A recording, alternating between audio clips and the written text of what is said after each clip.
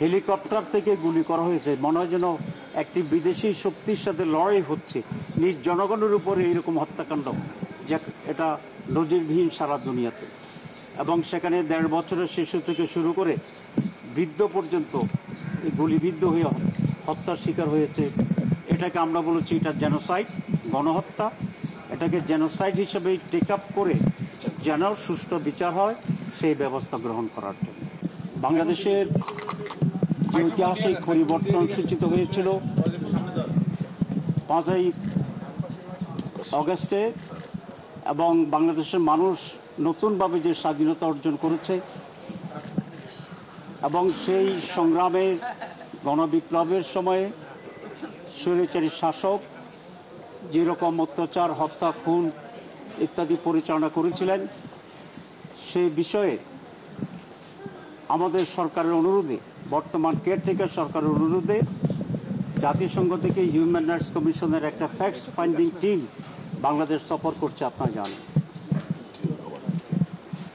Interim গভর্নমেন্টের অনুরোধে। এবং তারা বাংলাদেশে বেশ কয়েকদিন ধরে অবস্থান করেছিলেন। বিভিন্ন দলের সাথে, গ্রুপের সাথে তাদের আলোচনা হয়েছে, এবং ওরা আগামী শনিবার চলে যাবেন।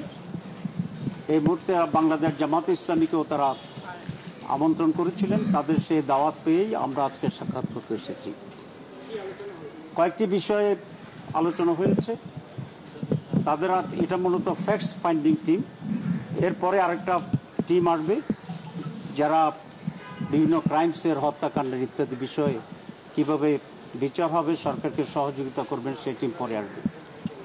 আমরা মূলত বিগত স্বৈরাচারী সরকারের এই দেশের উপরে, এই দেশের জনগণের উপরে যে নানাবিধ অত্যাচার করেছে, হত্যাকাণ্ড ঘটিয়েছে, সেগুলোর উপরেই তারা আমাদের কাছে জানতে চেয়েছিলেন। আমরা সে তথ্য দিয়েছি।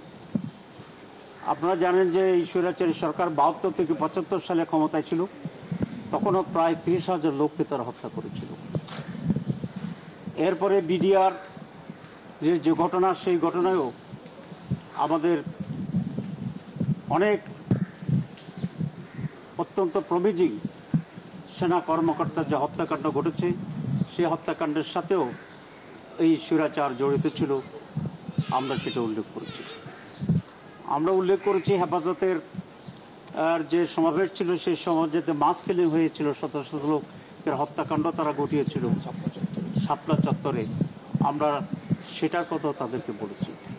আর সর্বশেষ এই মহা গণবিপ্লব, সকল শ্রেণীর মানুষের যে বিপ্লব, ছাত্র জনতার যে বিপ্লব, এই বিপ্লবকে ব্যর্থ করার জন্যে যে নির্বিচারে তারা হত্যাকাণ্ড চালিয়েছিল, হেলিকপ্টার থেকে গুলি করা হয়েছে, মনে হয় যেন একটি বিদেশি শক্তির সাথে লড়াই হচ্ছে নিজ জনগণের উপরে এইরকম হত্যাকাণ্ড, যে এটা নজিরবিহীন সারা দুনিয়াতে।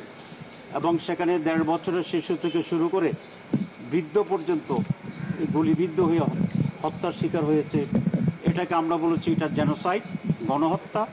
এটাকে জেনোসাইড হিসেবে টেক আপ করে যেন সুষ্ঠু বিচার হয় সেই ব্যবস্থা গ্রহণ করার জন্য, এবং সেই বিচারটির জন্য একটা স্পেশাল ট্রাইব্যুনাল গঠন করে আজ ইন্টারন্যাশনাল ক্রিমিনাল কোর্ট যেটা হবে ICC, সেটার কতিপয় আইন সংশোধনের মাধ্যমে ক্রাইম এগেনস্ট হিউম্যানিটি এই নামে একটি ট্রাইব্যুনাল করে তদন্ত এবং সঠিকভাবে যেন এটার বিচার অনুষ্ঠিত হতে পারে, সেভাবে বাংলাদেশ সরকারকে তারা যেন সহযোগিতা করে, এবং সে বিষয়ে আমরা অনুরোধ করে আসছি।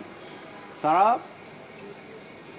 দুঃখ প্রকাশ করেছে সমস্ত হত্যাকাণ্ডের জন্যে, এবং বলেছেন যে আমরা এটা বোঝার জন্য আসছি। আমরা বিভিন্ন গ্রুপের সাথে, পলিটিক্যাল পার্টিদের সাথে আমরা আলোচনা করছি।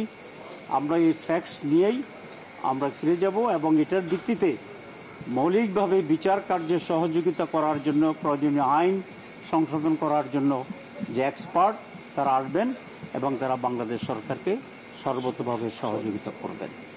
এই হচ্ছে আজকে মূল আলোচনার জিস্ট।